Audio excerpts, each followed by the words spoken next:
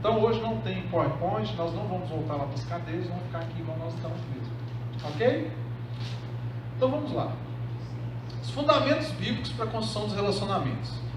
Gente, é impossível que a gente venha servir a Deus se nós não servirmos as pessoas. Não existe eu fazer qualquer coisa para Deus que não seja fazer para o meu próximo. Pode. Primeiro fala.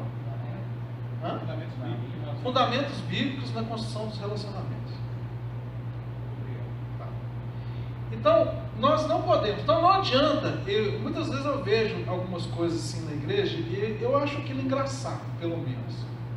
Quando alguém fala assim, dá um abraço em Jesus. Aí você abraça você mesmo assim. Quem já viu fazer isso? Sinceramente, eu acho isso engraçado. Por que eu acho engraçado? Porque quando eu falo dar um abraço em Jesus, eu penso no seguinte: o meu próximo, que está aqui perto de mim, é um abraço em Jesus que eu preciso dar. Jesus fala lá em Mateus capítulo 25, que quando nós visitamos os que estão encarcerados, que estão doentes, quando nós acolhemos aqueles que estão sem abrigo, quando nós damos comida, damos de vestir, damos de comer, ele fala, é a mim que fizestes. Então quando eu abraço o meu irmão, e eu entendo que aquele abraço, eu estou dando um abraço no Senhor, se eu abraço acolhendo, eu estou abraçando o Senhor. Aquele irmão está sendo abraçado em Cristo, e eu estou abraçando Cristo na vida dele. Quando ele me abraça recebendo, ele está abraçando o Senhor, o acolhendo. Então, de uma forma ou de outra, é o Senhor. Isso não é humanismo, não, mas isso é um princípio que o Senhor deixou, que ele decidiu que o manifestar do servir a Deus, ele acontece no próximo. Já é onde mais você pode dizer isso? Lá em 1 João, ele fala o seguinte, que como eu posso dizer que amo a Deus que eu não vejo, se eu não amo meu irmão a quem eu vejo? Então, qual que é o ponto que eu tenho que entender agora? Que se existe esse servir a Deus no próximo, significa que eu preciso aprender a desenvolver relacionamentos para que o meu servir ao Senhor seja cada vez melhor. Por isso que nós definimos que o início do nosso curso seria esse ponto, desenvolver relacionamentos. E nós somos chamados a cuidar de pessoas. Por consequência disso, nós vamos liderar as pessoas e vamos influenciar as pessoas. Mas tudo começa quando a minha motivação é de cuidar. Ah, Jairo, mas isso parece ser muito pastoral. Sim, e é assim mesmo que tem que ser. Cada pessoa que nós trazemos ela aos pés do Senhor, naquele momento é um acolhimento pastoral, um acolhimento paterno. Por isso que quando Jesus ele faz uma declaração muito importante, ele fala assim, ó, todos aqueles que o Pai me dá, eu os recebo, e ninguém arrebatará eles da minha mão.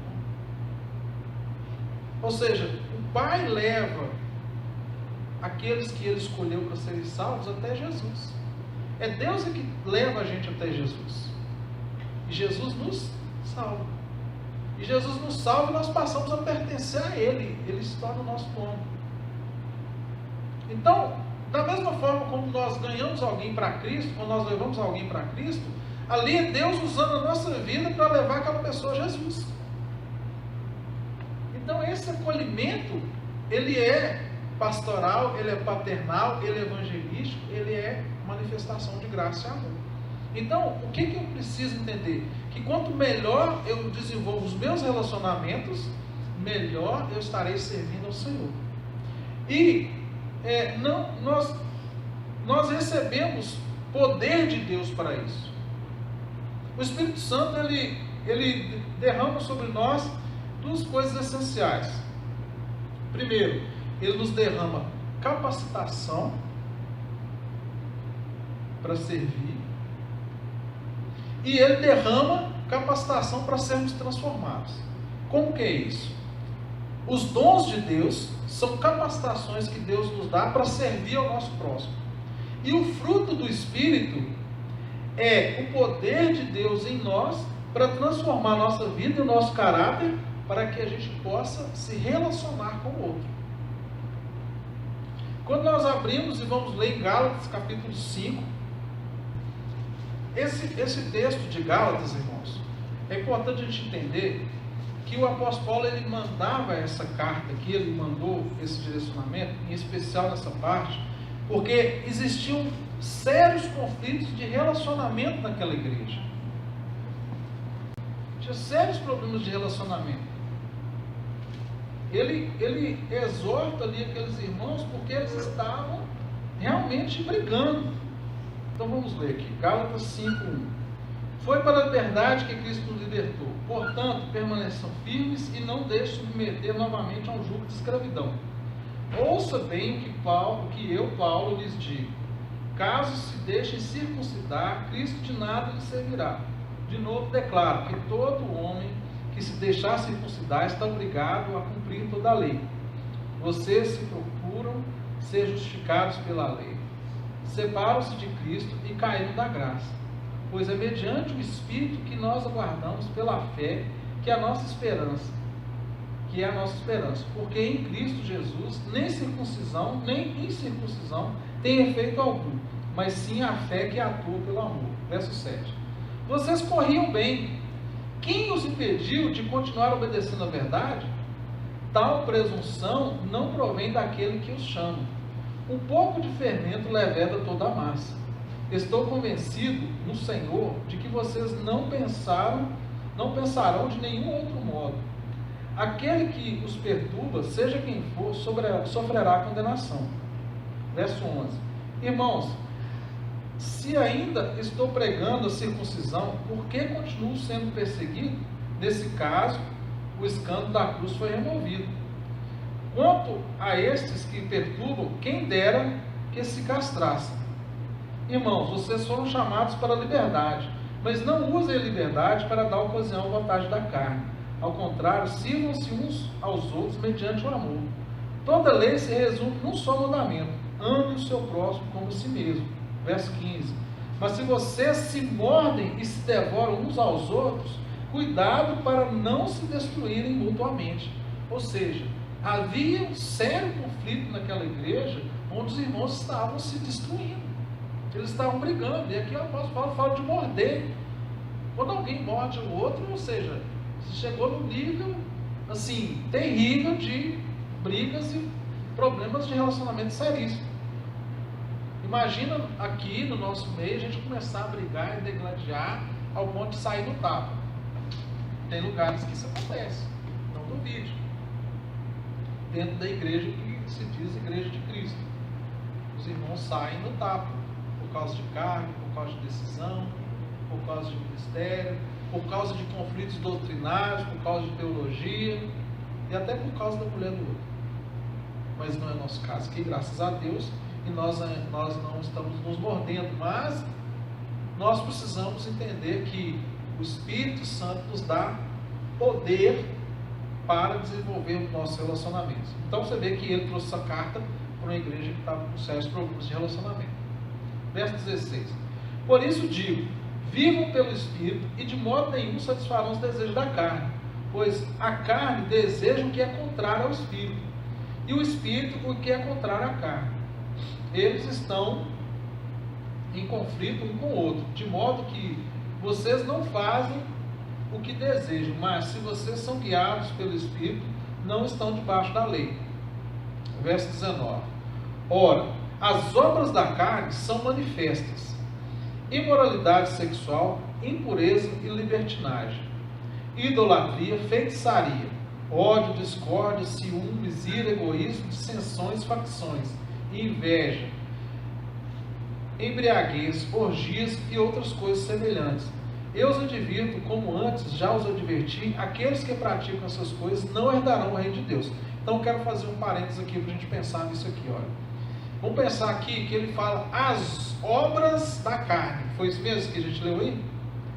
Na Bíblia de vocês também está as obras da carne? Então vamos ver aqui uma coisa.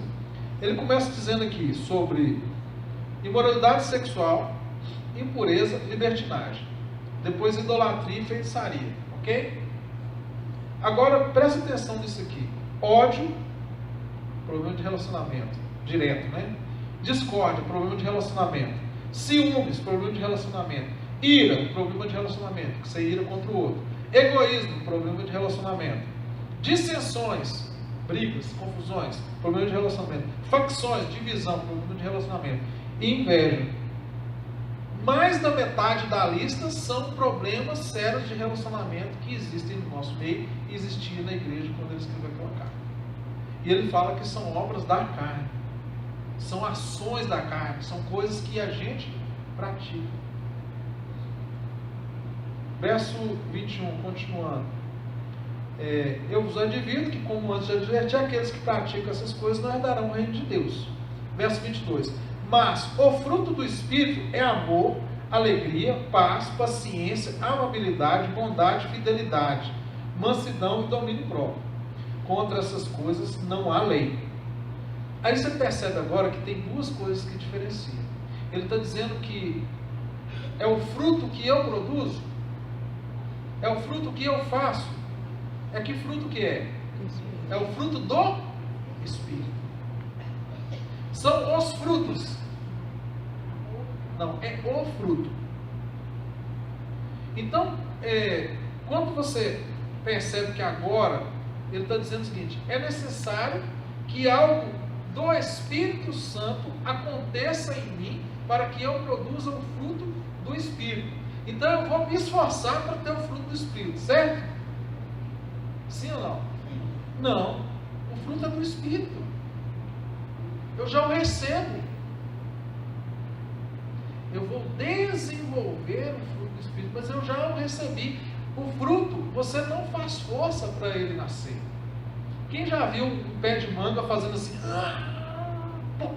aí nasce uma manga?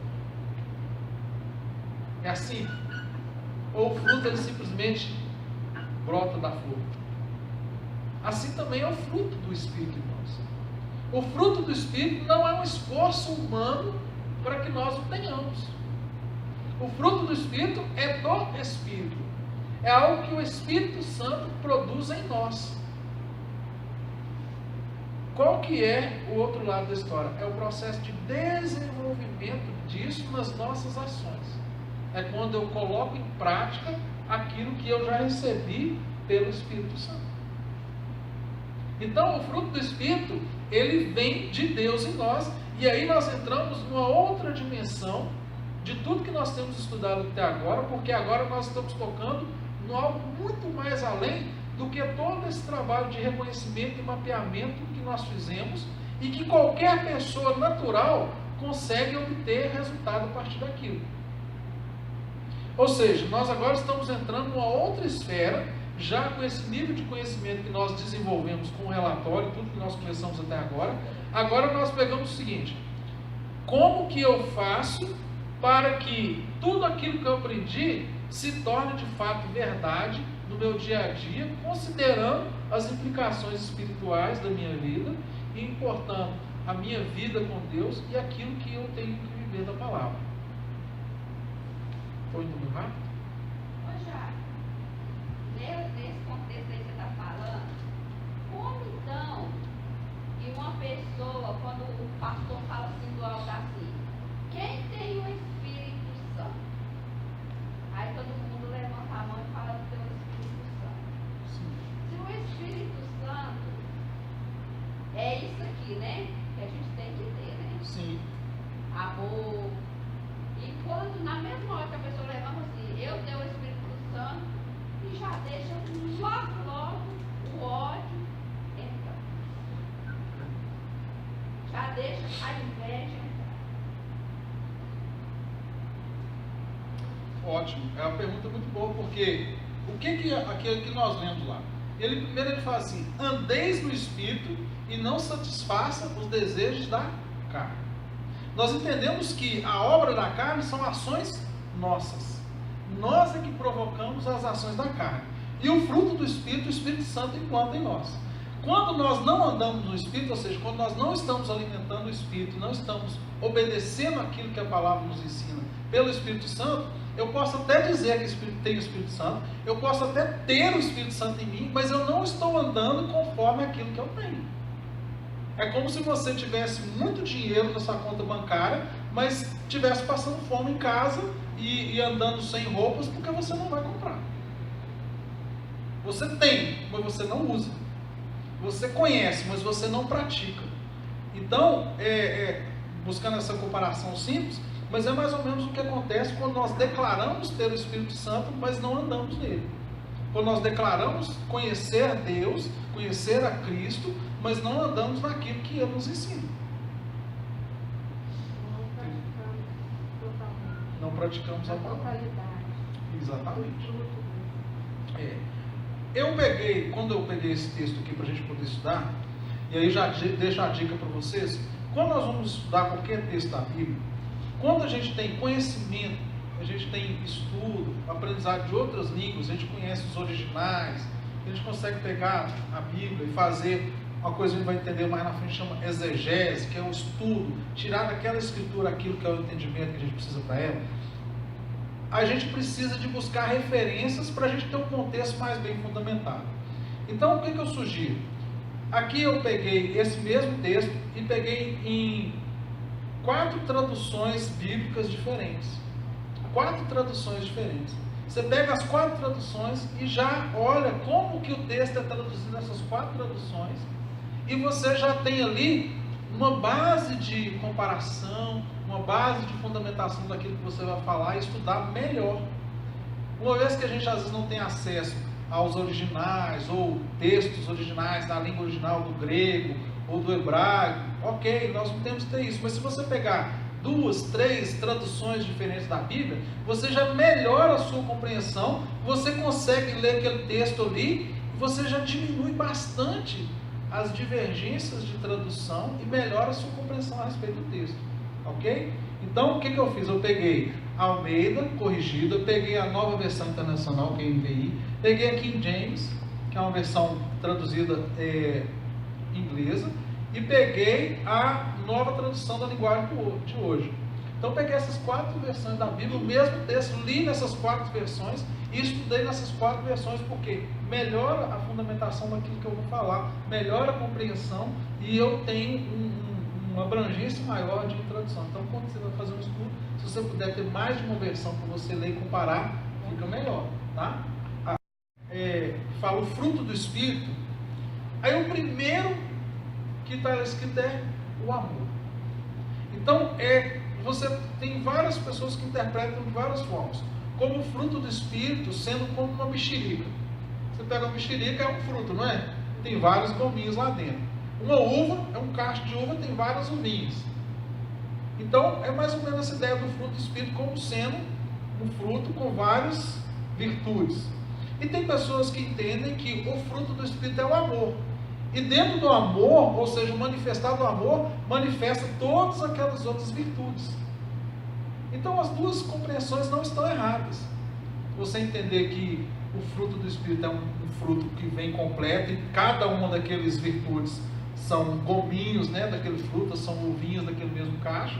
Ou você entender que o fruto do Espírito é o amor, e porque você vive o amor, as outras virtudes elas vão acontecer na sequência. As duas compreensões são corretas. Tá? E principalmente que o apóstolo Paulo, ao longo do texto, ele fala muito que nós devemos andar em amor, né? Que quando você cumpre os 2 mandamentos que Jesus nos deixa, que amar ao Senhor, né, sobre tudo, e amar o seu próximo como ele amou, né? Muito mais do que amar o seu próximo como a si mesmo. Mas Jesus deixa: ame o seu próximo como eu vos amei.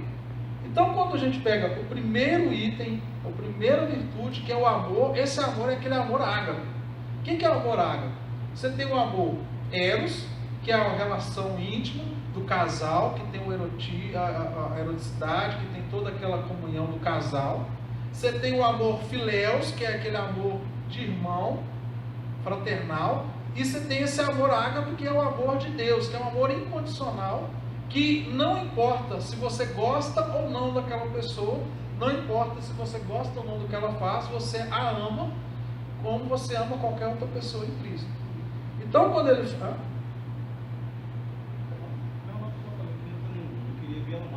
Mesmo se eu não tenho intimidade com ela, você não quer ver ela sofrer. Você quer ver ela em Cristo, né? Então, esse amor ágape que ele está dizendo é aquele amor que não há acepção de pessoas. Esse amor que acolhe, esse amor que abraça, esse amor que cuida, esse amor que tem esse zelo e que é o fruto do Espírito. Então, nos nossos relacionamentos, se aqui esse amor ágape, ele está dizendo que é independente da pessoa que chega até nós, ele tem que ser manifesto, ainda mais para aquelas pessoas que convivem conosco. Então, a manifestação do amor nos nossos relacionamentos é chave para que você seja empático com o outro. Nós aprendemos o que é empatia aqui, não aprendemos? Você vai manifestar empatia quando você ama outra pessoa e você se põe no lugar dela, tendo determinada circunstância, e o nível de compreensão que você tem do que ela faz é maior. A sua compaixão para com o outro te move a fazer coisas, mesmo que ela não mereça que seja feita. Então, quando você vai praticar esse exercício de amar, você sempre pensa assim, olha, não merece, mas como precisa eu faço. É o amor de um pai, que, né, ele olha para o filho e fala, não está merecendo, mas eu tenho que fazer. Né? E esse é o amor ágape que nós também temos que aprender a desenvolver nos nossos relacionamentos. E isso não significa que você goste da pessoa, goste do que ela faz, mas você manifesta esse amor incondicional, aquele amor que você perdoa a pessoa. Tudo bem, você não vai ter um relacionamento com ela, mas se ela bater na sua porta, você precisa acolher. Entendem o que é isso? Perdoei. Fulano pisou na bola comigo, fez todas as coisas piores que posso imaginar, eu perdoei e não tenho um relacionamento com aquela pessoa, porque ela não convive comigo, tá? Mas se ela bater na minha porta por alguma necessidade precisar de mim, ela vai me achar. Isso é amor. Não é amor quando, não, pode bater na minha porta, pintar de ouro que eu não quero ver. Isso não é amor. Eu não tenho que buscar, relacionar e tal lá naquela porta daquela pessoa, amigo, te perdoei, vem cá. Não, não é assim. Usando isso aqui, né? Mas esse amor eu perdoei, amo em Cristo, eu não tenho conversa, não tenho relacionamento, ok, mas se eu bater na minha porta, na hora que bater, ela vai receber acolhimento, vai receber ajuda, vai receber amor e graça. Amém? Ok. Então, fruto do Espírito, amor. E Jesus disse, o meu mandamento é esse, João 15:12. Que amei-vos uns aos outros, assim como eu vos amei. Então, a referência de amor nossa, ela não é mais simplesmente amar o próximo como amo a mim mesmo. Mas Jesus aumentou esse nível para nós. Agora ele disse, amai como eu amei. E como que Jesus nos amou? Dando a sua própria vida. Né? É aquela história do guarda-costas. Né? Ele dá a vida para aquilo que ele protege. Alguém pergunta alguma coisa? Posso fazer uma pergunta? Pode, pastor. Como Deus produz o amor dele em nós? Pelo Espírito Santo, é fruto do Espírito, né? Como eu vou conseguir? O Espírito Santo é dado a nós como seguidor de Deus. Sim. A minha concepção de entender o amor de Deus no Luiz Snyder. Perfeito. Se a gente não extrair da palavra de Deus o amor, aqui, não vai amar nunca. Sim. Eu aprendi com Deus, amar a Ele, as pessoas, estudando. Perfeito. Quando eu vou estudar a Bíblia, eu tinha errado. Entendi o que era o amor, né? Por isso que eu usei o exemplo do perdão, porque o perdão é uma coisa que toca de uma forma muito forte na vida da gente. Porque muitas vezes a gente só entende o amor de Deus quando a gente entende de onde que Deus nos tirou. Quando a gente entende de tudo que Deus nos perdoou de verdade porque Ele nos ama, isso a gente tem, porque tem pessoas que são muito justas aos seus próprios olhos e não conseguem entender a dimensão do amor de Deus em nos salvar. Então, o exemplo do perdão é muito forte no sentido de que Deus ele nos perdoou, ainda que nós estivéssemos completamente inimigos dele, que é o que a palavra fala, quando nós éramos inimigos de Deus. Uma coisa é você dar a vida sua pelo seu amigo, pelo seu irmão, pelas pessoas da sua casa. Outra coisa é você dar a sua vida por aquele que é seu inimigo. A Bíblia fala que nós éramos inimigos de Deus. E ainda assim o Senhor deu a sua vida para aqueles que eram inimigos dele, mas porque ele os amava.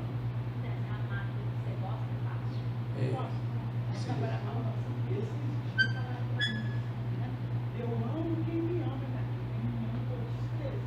Mas o Jesus fala isso na palavra, né? Que amar a quem você ama até o ímpio faz. Né? É perfeito. Vamos lá, alegria. Pode falar.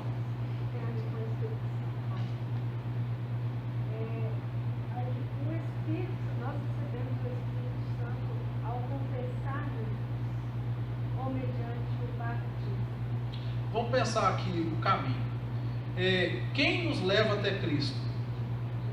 Deus. O Pai nos leva até Jesus. Ok. Eu chego até Jesus. Quem me convence do pecado, da justiça e do juízo? Então, Deus me trouxe até Jesus. Ela é Jesus. Então, Deus me trouxe até Jesus. Ei, Jesus, como é que está? Bem, beleza. Aí Jesus fala comigo que me ama e que veio para morrer pelos meus pecados. A hora que ele fala isso comigo, o Espírito Santo me convence de que eu tenho pecados a serem perdoados e preciso do que Jesus fez para me salvar. Nesse momento em que eu me entrego a Cristo, porque reconheci os meus pecados e aceitei o sacrifício de Cristo na minha vida e tenho Jesus como Senhor, eu já tenho o Espírito Santo. Por quê, Jairo? Porque naquela hora eu falo que Jesus é o meu Senhor. E a Bíblia fala que só confessa Jesus como Senhor pelo Espírito Santo. Não se confessa Cristo como Senhor verdadeiramente se não é pelo Espírito Santo. Então, naquele momento que eu me entrego a Cristo, eu me entrego a Cristo porque Deus me trouxe a Ele e o Espírito Santo me convenceu dos meus pecados e que em Cristo eu tenho perdão e redenção. Então, naquele momento que eu me entrego a Cristo, eu tenho o Espírito Santo. Aí, o batismo do Espírito Santo. O batismo do Espírito Santo é um processo que eu agora desenvolvo a minha relação com Deus. E você vai ter pessoas que entendem que eu tenho o Espírito Santo se eu oro em línguas ou não. Tem pessoas que vão dizer que eu não oro em línguas, então não sei se eu tenho o Espírito Santo. Eu te digo que sim, que a evidência de línguas não é a única prova de que eu tenho o Espírito Santo. A maior prova de que eu tenho o Espírito Santo é se eu tenho fruto do Espírito Santo.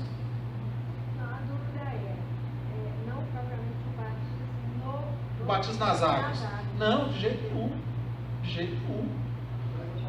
É assim, olha, nós vamos falar disso mais na frente durante o curso, mas só para a gente entender aqui. O rito tem que ser em cima do fato. Ou seja, eu passo pelas águas porque eu já decidi, já escolhi, já o tenho. Eu cumpro o mandamento de Jesus porque eu já entendi, eu já tenho o Espírito Santo e aí eu estou confessando publicamente. Eu não vou para o batismo para depois eu ter. Se a gente associar o batismo de Jesus ao recebimento do Espírito Santo, mas você acha que Jesus já não tinha o Espírito Santo antes de ele passar nas águas? Ele já tinha. Ali foi um sinal de Deus para testemunho de Cristo era o Filho de Deus. Por que isso aconteceu ali? Ele começou a manifestar depois que ele recebeu, ele foi batizado com o Espírito Santo, aí que ele começou a manifestar o nome. Não, olha só, quando Jesus lá tinha 12 anos, ele estava no meio dos escribas e dos sacerdotes, e ele estava ensinando aquele pessoal lá, não estava? Ele estava ensinando por quê? Por causa do Espírito Santo. Quando João estava no ventre de Isabel, e ele chegou, e João Batista manifestou no ventre de Isabel, por quê? Por causa do Espírito Santo. Jesus foi concebido pelo poder do Espírito Santo. Agora, quando Jesus passou pelas águas e veio o testemunho de Deus sobre ele, o Espírito Santo, olha só como é que é interessante entender isso. Não é assunto nosso hoje, mas só para a gente não deixar sem resposta. Quando Jesus está diante dos sacerdotes e eles questionam a ele, ele fala assim: não sou eu que dou testemunho de mim, mas o meu Pai dá testemunho de mim. Jesus fala: quando é que Deus deu testemunho de que Jesus era filho dele? Quando Jesus passou pelas águas e aqueles que estavam ali tiveram a experiência de ver o Pai declarando: esse é o meu filho amado em quem me compraz.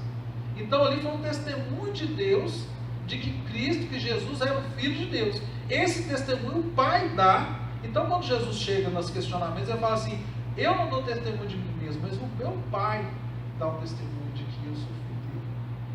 Então, o desdobramento vai na outra direção. E não no sentido de que ele tinha ou não o Espírito Santo. E nem que nós vamos ter o Espírito Santo porque passando pelas águas. Mas acontece antes. Amém? Vamos lá. Alegria.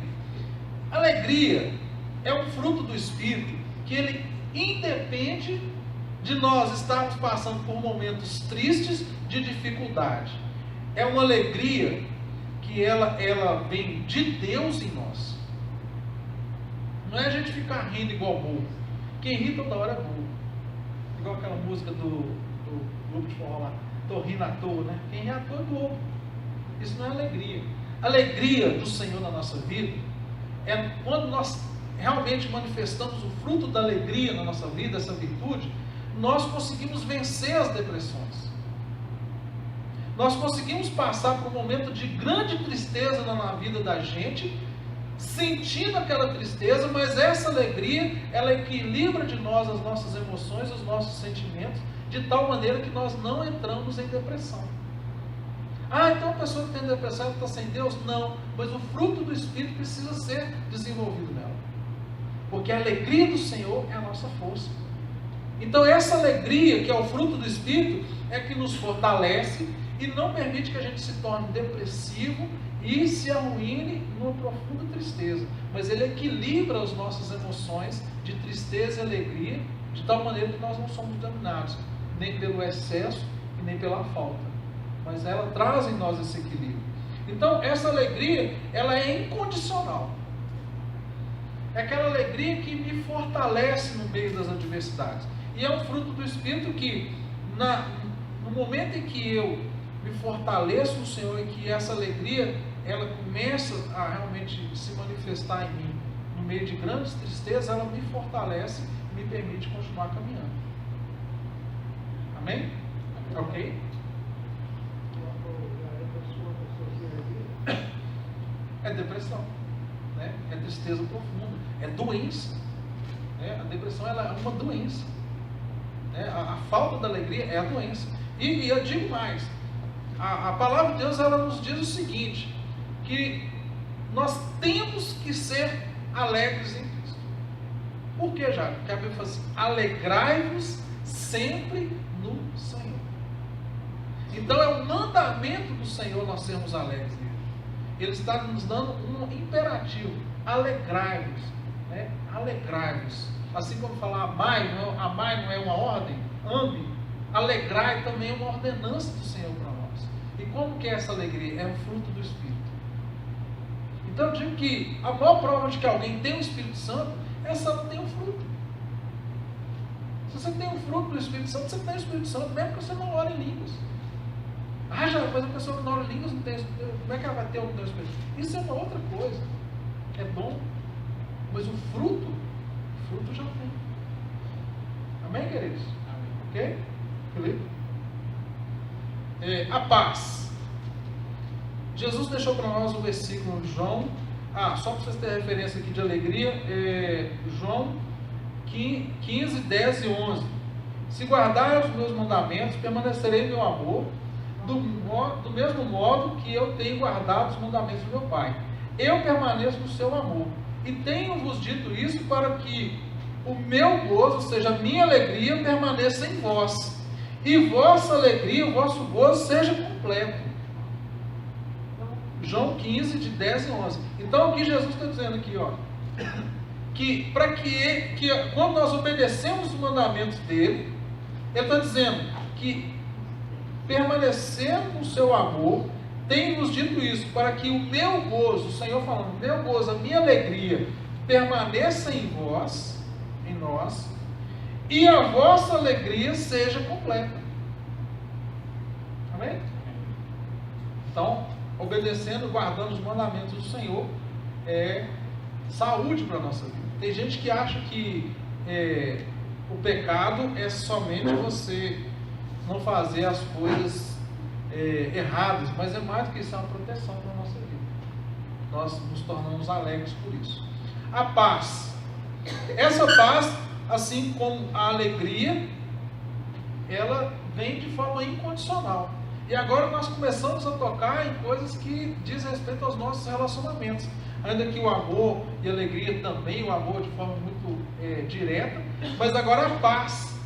Que paz é essa? É uma paz que tem em mim, que vem de Deus em mim, mesmo que eu esteja vivendo situações conflituosas, mesmo que eu esteja no meio de guerras, mesmo que haja uma discussão, uma divergência com meu irmão, mas há paz em mim que me permite ter discernimento da voz de Deus, que me permite ter controle emocional para conduzir aquela situação para um lugar de paz. Então, quando eu manifesto o fruto da paz, quando eu desenvolvo o fruto da paz, essa paz não é aquele negócio zen, né, do budismo, né, o cara fuma uma maconha lá e fica na paz. Não tem nada a ver com isso, né?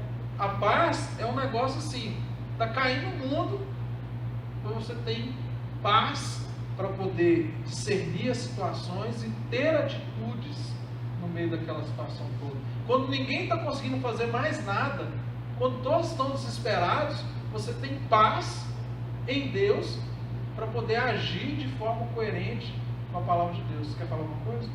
Bem rapidinho, nosso tempo está remido. Tá, eu quero só perguntar uma passagem. Esse negócio de paz do Sim.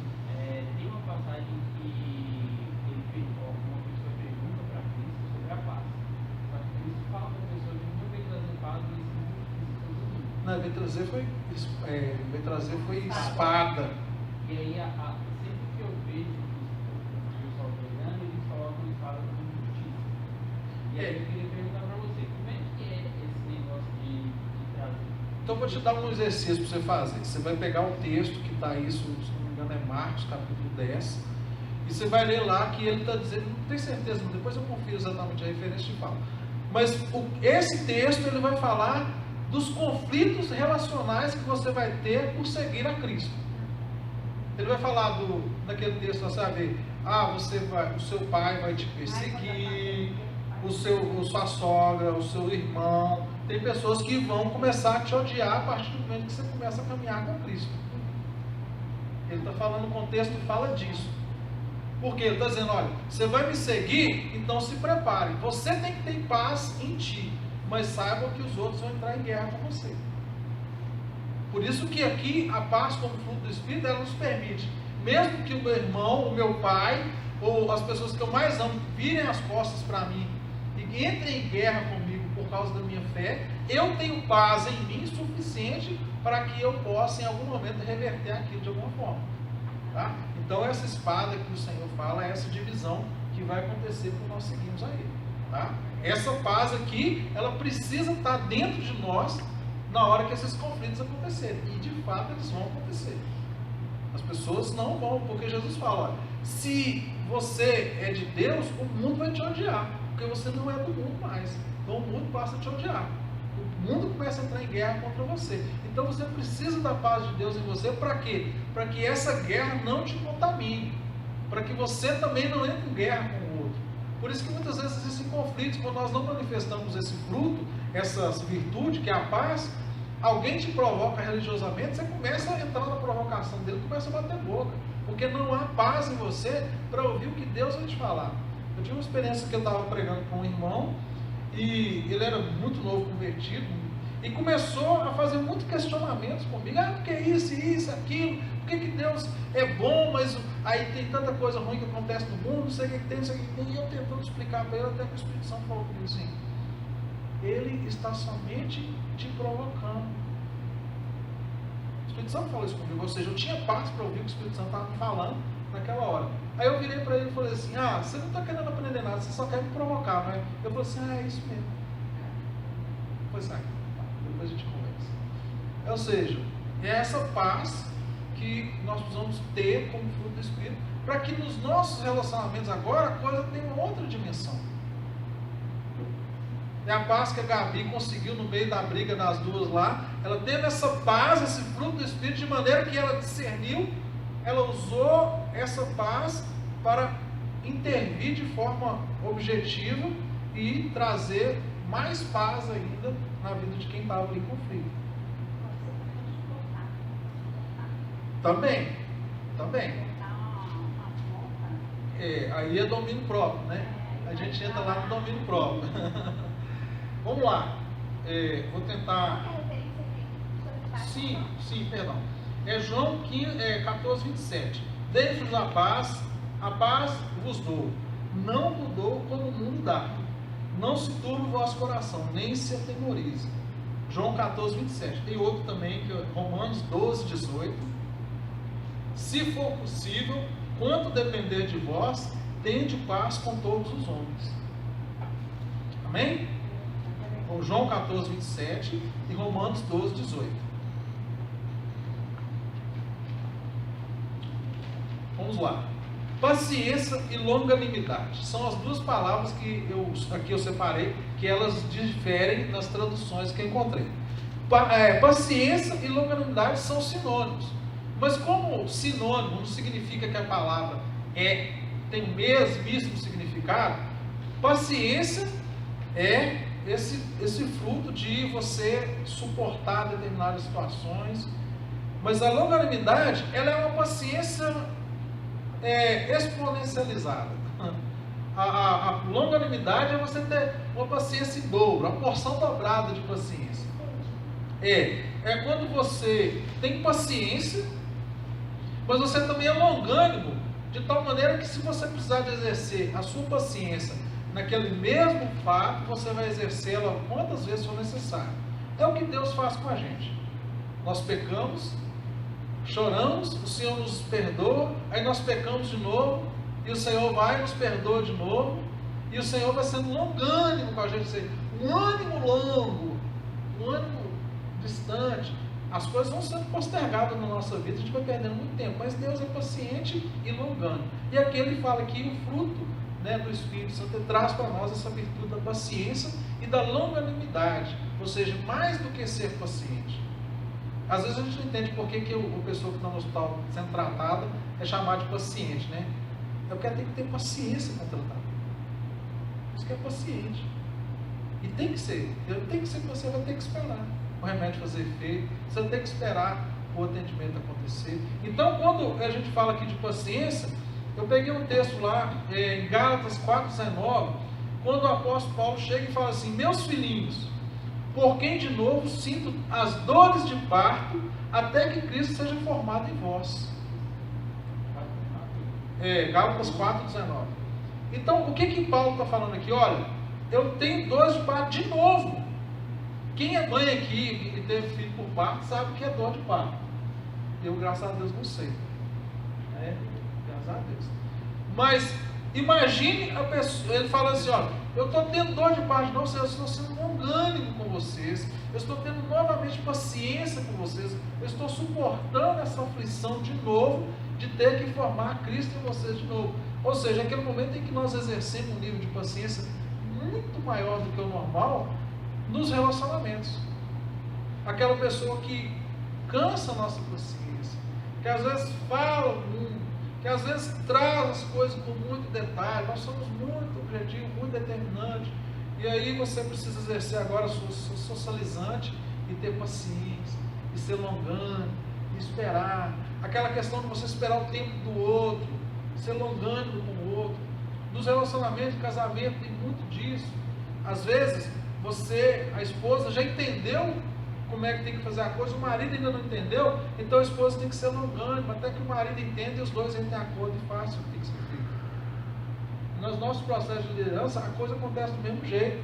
Às vezes você quer levar o seu ministério para uma direção, você quer fluir alguma coisa assim, mas nem todo mundo entendeu aquilo que você está querendo fazer, você não conseguiu passar aquilo, as pessoas não conseguiram ler o que você quer. O que você tem que fazer? Você tem que voltar até elas e ser longânimo até que elas alcancem aquilo que você está entendendo, aquilo que Deus te mostrou. Não é pegar e ou você segue ou eu vou e você fica. Não. Muitas vezes a gente atropela as pessoas por falta de longanimidade. Ah, mas eu tenho que esperar a pessoa. Mas Deus colocou ela ali com você, então se Deus colocar ela com você, você tem que esperar. Senão Deus não tinha colocado ela com você. Deus tinha colocado ela com o outro. Mas se você crê que Deus colocou aquela pessoa com você, então é porque você tem que esperar mesmo. É assim que funciona. E aí é o exercício da longanimidade em que você vai ter que exercer isso. E tudo isso vem do Espírito em nós. Por isso que quando a gente olha para isso aqui, você vê que de nós mesmos não vai ser possível. Ou seja, nós precisamos do Espírito, do Espírito. Por isso que nós temos que exercer a nossa fé nessas ações. O verso é Gálatas 4,19, já li. Benignidade e bondade, né? Essa bondade é exatamente você constranger com amor. Essa bondade é você não agir com a intenção da vingança. O texto que eu peguei de referência eu peguei Tiago 4,17, que diz assim: aquele, pois, que sabe fazer o bem e não faz, comete pecado. E peguei outro texto que está lá em Romanos 12, 19 a 21, que diz assim: não vos vingueis a vós mesmos, amados, dai lugar à ira, porque está escrito: minha é a vingança, eu recompensarei, diz o Senhor. Mas dai lugar à ira, ou seja, ainda que você extravase a sua emoção, mas não peque, né? E aí ele continua dizendo: portanto, se teu inimigo tiver fome, dá-lhe de comer, se tiver sede, dá-lhe de beber, porque fazendo isso, amontoará brasas de fogo sobre a cabeça dele. Não te deixes vencer do mal, mas vence o mal com o bem. Então essa benignidade, essa bondade, é esse exercício de, ainda que seja diante de um inimigo que te trate mal, mas você tem a natureza de Deus em você e você não vai agir mal com ele. Você não vai vingar, você não vai dar o mal por mal, mas você vai pagar o mal por bem. Esse exercício que muitas vezes a gente quer pegar o pescoço e torcer, né? A gente quer mandar para o inferno, a gente quer bater, a gente quer ir lá e, né, espremer até sair caldo. E quando a pessoa, você vê, esse negócio aí da bondade, né? Quando a pessoa faz uma coisa ruim, aí o outro fala assim, que já acontece isso muitas vezes. A pessoa está assim: ele vai me pagar, ele ainda vai voltar, e eu vou servir a ele, mas não com amor, só por vingança. É vingança do mesmo jeito. Do mesmo jeito. Você está querendo fazer uma coisa boa, mas com motivação torcida, né? A motivação está errada. Então aqui, esse texto aqui, então, Romanos 12, 19, 21, Tiago 4, 17, esse exercício da bondade, que é, ainda que sejam os nossos inimigos. Agora, quando são aqueles que caminham conosco, então a gente entende que nós devemos exercer isso de forma muito mais efetiva. Amém? Tranquilo? Igual eu vejo muitas músicas, né, que pregam o evangelho vingativo, tá? Se você se levantar contra mim, você vai ver contra ele. Eu acho super errado, isso é muito, e tem sido muito tocado. Às vezes a gente até louva, a gente não presta atenção na letra. Aqui fala que minha é a vingança. O Senhor falou: o Senhor, a vingança é do Senhor. Mas quando a gente fala assim, a justiça de Deus, o que a Bíblia fala que é a justiça de Deus? Cristo, salvação. E por consequência, a Bíblia fala que nós somos justiça de Deus. O que é isso, já? A justiça de Deus, ela é o perdão de Cristo. O julgamento do Senhor é esse. Agora, eu quero ou eu não quero? Aí é outro papo. Mas quando eu falo, vou colocar você na mão do Senhor, glória a Deus. Davi falou assim: eu quero estar nas mãos do Senhor, eu prefiro ser jogado nas mãos do Senhor do que nas mãos do homem.